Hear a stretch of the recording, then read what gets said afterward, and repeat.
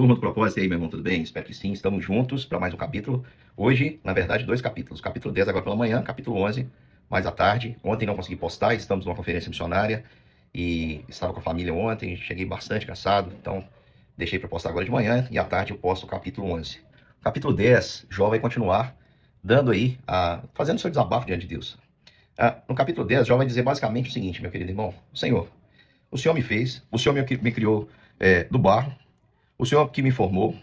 Agora, o Senhor sabe da minha fragilidade. Versículo 8 ele diz: as tuas mãos me plasmaram e me fizeram, porém agora queres destruir-me. Ou seja, o Senhor sabe da nossa fragilidade. E a gente sabe isso, irmãos, que Deus, na pessoa do Senhor Jesus Cristo, nos conhece por completo. Por quê? Porque Ele sabe que nós somos e sabe que somos pó. Ele se tornou humano como nós. Ele sabe da fragilidade. É por isso que a Bíblia diz que nós podemos nos achegar confiadamente junto do trono da graça, porque nós temos um sumo sacerdote que pode se compadecer das nossas fraquezas. A gente pode chegar a fim de obter misericórdia e socorro em ocasião oportuna, é o que diz a Epístola aos Hebreus. E Jó diz assim: eu estou num beco sem saída. Por quê? Porque eu estou sofrendo, ele diz. O Senhor, ele faz a pergunta, ele fala: será que o Senhor vê como uma pessoa? Versículo 4, por acaso tem olhos de gente ou vês como uma pessoa? Os teus anos são como olhos do ser humano? O que Jó continua no mesmo pensamento do capítulo anterior, quando ele fala que quem é o homem para comparecer ao tribunal de Deus. Então ele está dizendo: Senhor, como é que eu vou chegar diante do Senhor e dizer que eu tenho alguma razão? Porque o Senhor é Deus, eu sou homem, são naturezas diferentes. Como é que eu vou chegar? O Senhor me fez, o Senhor sabe que eu sou barro, que eu sou frágil. Como é que eu vou poder prevalecer? E ele diz assim, olha só, versículo 14, se eu pecar, tu me observas da minha iniquidade e não me perdoarás. Ou seja, se eu estou errado, eu sei que eu estou errado, mas se eu sinto que era o sentimento de Jó, que não está errado, que não tem pecado, se eu for justo, eu não posso diante do Senhor levantar a cabeça, porque quem é justo diante de Deus? Se eu for justo, eu não ouso levantar a cabeça porque eu estou envergonhado e eu olho para a minha miséria. Porque quem sou eu para chegar diante do Senhor e dizer alguma coisa? Então, Jó, meu irmão, ele está passando por um momento que eu e você vamos passar. O Senhor Deus, ele permite algumas coisas nas nossas vidas que nos deixam atordoados. E quando Deus permite, a gente acredita que Deus está sendo severo. Era o que Jó tinha, esse sentimento. E não é para menos, né? Jó perdeu seus filhos, perdeu seus bens, perdeu a sua saúde. E agora ainda estava sendo importunado por seus amigos que queriam acusá-lo. E ele diz aqui no versículo 18, ele chega a essa conclusão. Ele está vivendo um momento de dor, e no processo de dor, irmãos, nós muitas vezes falamos do que o coração está cheio. O coração de Jó estava cheio de dor.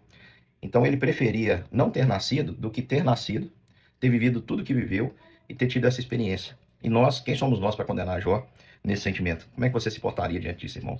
Você já pensou quanto dói perder um filho? O que eu trago para você é que o Senhor Deus, ele conhece também essa experiência. Ele nos entregou o seu único filho. Ele diz: teria sido como alguém que nunca existiu e já no ventre eu teria sido levado à sepultura. Ele fala: Senhor, não é a minha vida perante a sua, não é pouco, não são poucos os meus dias. Cessa. Me deixe em paz para que eu tome um pouco de alento. Antes que eu vá para o lugar do qual não voltarei, para a terra das trevas e da sombra da morte. Terra de escuridão, terras profundas, terra de sombra, da morte, de caos, onde a própria luz é a escuridão. Então, Jó está vivendo um momento de desesperança. Uma palavra para você, irmão, para aplicar. Você já deve ter ouvido de alguém que depressão é uma coisa que o cristão não pode passar. Que tristeza é uma coisa que o cristão não pode passar. Quem te falou isso, meu irmão, não leu a Bíblia ou não entendeu nada do que a Bíblia diz. Grandes homens de Deus, a história bíblica nos mostra que homens passaram, homens de Deus, usados por Deus, cheios do Espírito e de poder, passaram por situações adversas ao ponto de pedirem para si a morte. Como Jó pediu, como Elias pediu, como Moisés pediu, como tantos outros homens pediram, diante de tanta aflição e dor. O sofrimento, meu irmão, ele faz parte da agenda de Deus para nós, ele nos ensina.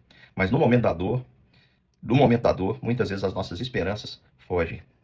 Jesus certa vez chorou naquele ambiente ali de dor, onde ele foi para ressuscitar Lázaro. E por que ele chorou? Não foi por causa de Lázaro, ele sabia que ia ressuscitar Lázaro, mas ele chorou porque ele entendeu, ele percebeu a dor que tomava conta daquele ambiente, a dor da incapacidade de enxergar uma solução quando sofremos.